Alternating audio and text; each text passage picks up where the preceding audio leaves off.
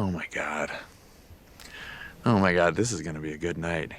Okay, well first, let's review the first 2 episodes of the Creep Tapes. The obscure found footage franchise has arrived on the small screen with 2 new episodes out now on Shudder and AMC+. And we still have 4 more episodes to come in the following weeks. I might just have a theory about the intriguing final episode of Season 1, too. Are these first 2 tapes just as thrilling and uncomfortable as the movies? Well, let's get into it.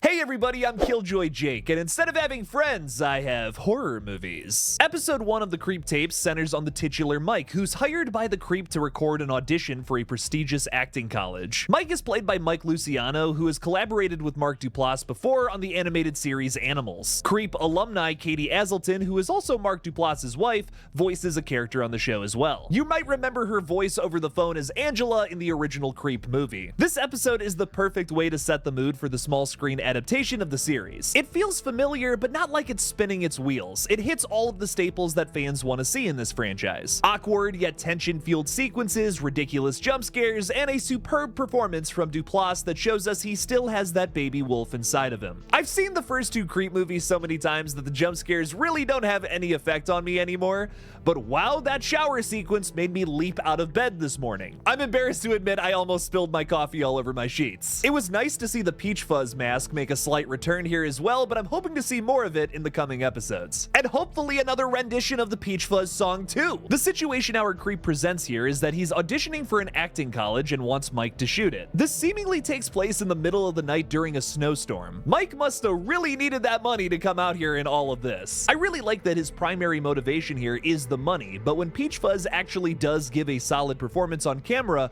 monologuing about his acts, you briefly hear a bit of excitement come from the guy. He even goes so far as to say that they should admit that tape to Sundance, which is hilarious to me. What impresses me about this episode, though, is that anyone can be motivated by a big payday, but we actually got a little bit of character development from Mike just in these 23 minutes. The various scenes that the Creep makes this guy film are awkward and borderline hard to watch. It builds tension in the opening as Mike enters the cabin with a bunch of signs telling him to start recording. He's spooked by the Creep, who starts monologuing as a vampire. The Creep also has a different name in every segment, as we know from the past 2 movies, but here he calls himself Jeff Daniels.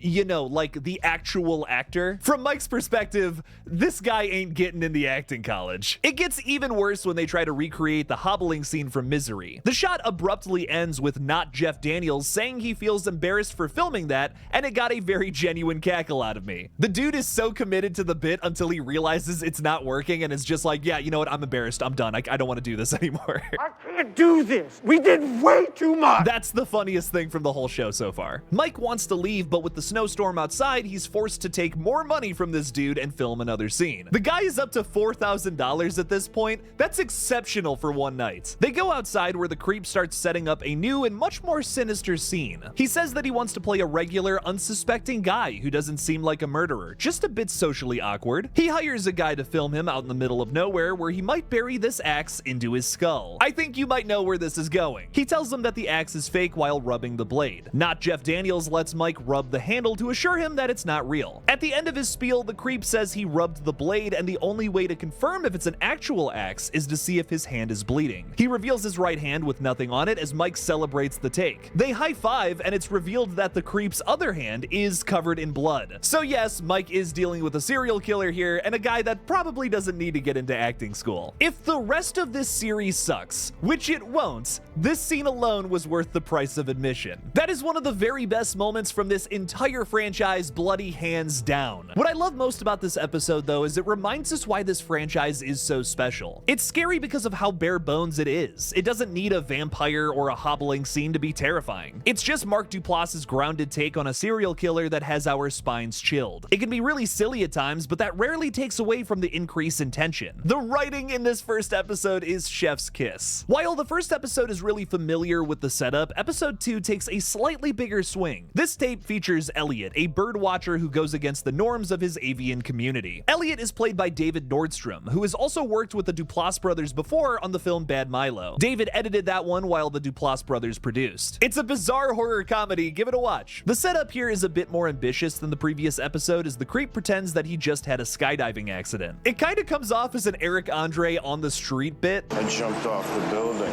Why did you do that? I thought it was cool. But it also reminds me of the skydiving segment from VHS Beyond. Not to segue too hard here, but let's talk about the VHS franchise for just a moment. I promise there is a point to this. There are an odd amount of references to movies that came out in 1994 in just these 2 episodes. In episode 1, they talk about Jeff Daniels playing a character named Harry in both Speed and Dumb and Dumber from that year, and Terminal Velocity gets brought up here in episode 2. It's not unlike the creep to constantly reference movies. That seems to be where he gets the ideas for a lot of his own setups. But between the skydiving parallel and VHS 94 being responsible for the revival of that found footage series, I feel like Patrick and Mark are trying to tell us something. Maybe they have a segment planned for VHS 8 arriving sometime in 2025. These guys have proved time and time again that they can make some pretty interesting found footage. Frankly, if they don't have a segment in VHS 8, I might just be a little disappointed. This is just speculation as of right now because the directors for VHS 8 have yet to be announced, as well as a confirmed release date. We just know it's coming out in 2025. But I'm keeping my fingers crossed that these guys get a segment in that one. That would be really cool. Getting back to episode 2, Elliot tries to help the creep, but also admits that he's out here to find a specific kind of bird. The creep cuts him down a bit by making fun of his methods and his hobby. He keeps going on and on about obsession and why that's not necessarily a bad term. Again, I think this is just adding to the whole he's making fun of him for being obsessed with birds thing. The sequences we get with the creep and Elliot in the car too add a lot to the homoerotic energy of this franchise that was first very prevalent in the original movie. I think both of these episodes definitely have a little bit of that. As I said in my creep franchise deep dive video over on my new channel, KillJoy Jake Retro, this guy is a bisexual king. Also, shameless plug, I don't care, go watch my creep video over on the new page. And don't forget to subscribe. The creep gets into more antics by referencing the plastic bag line from American Beauty, and finally shows the guy the bird he's been looking for. The bird that was on his life list.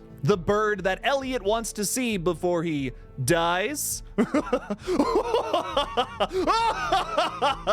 As expected, the creep chases after Elliot, puts a plastic bag over his breathing holes, and suffocates him. Avoiding over-the-top, extremely gory Terrifier kills in this series makes this feel a little more real. It scratches a different itch than the 80s style slasher movies we've kind of gotten in the last couple of years. I could see being disappointed with this kill in the same breath though, especially after watching In a Violent Nature and Terrifier 3 this year. Personally, I appreciate the simplicity of this approach. Again, we're sticking to the grounded nature of Creep, which feels more in line with what this franchise actually is. I think these first 2 episodes carry a lot of promise for what's to come. I love seeing more of this weirdo serial killer's short films here, but I am curious to know if there's any lore expansion done in this series, or if this franchise even needs that. There are still some unanswered questions from the movies, like who is Angela in Creep 1, and did Sarah actually get away from the creep or not during the sequel? I don't know if this series is going to answer any of those questions, but it may just tell us a little more about the creep's family situation. The next 3 episodes are all titled after different dudes' names: Jeremy, Brad, and Brant. They seem to be the same as the last 2, just with different setups. The last episode, however, is titled Mom and Albert, with a plot description that reads, a mother's evening is interrupted by a surprise visit from her son. This episode could actually build upon the creep's backstory here if we're talking about his mom and not Albert's. I will say though, this shot here of an old lady smiling over a grave with the creep doesn't bode well for old Albert. We'll just have to see when this episode drops in a few weeks. Real quick before we wrap up today's video, I'd like to ask you all to subscribe to my new gaming channel, GullGotha. I have some new videos going up this weekend covering Black Ops 6 Zombies and Poppy Playtime Chapter 3. Go check those out and don't forget to subscribe. What do you guys think of the creep tapes so far? Leave me something about it in the comments below. Don't forget to subscribe, and as always, don't forget to kill it out there, y'all.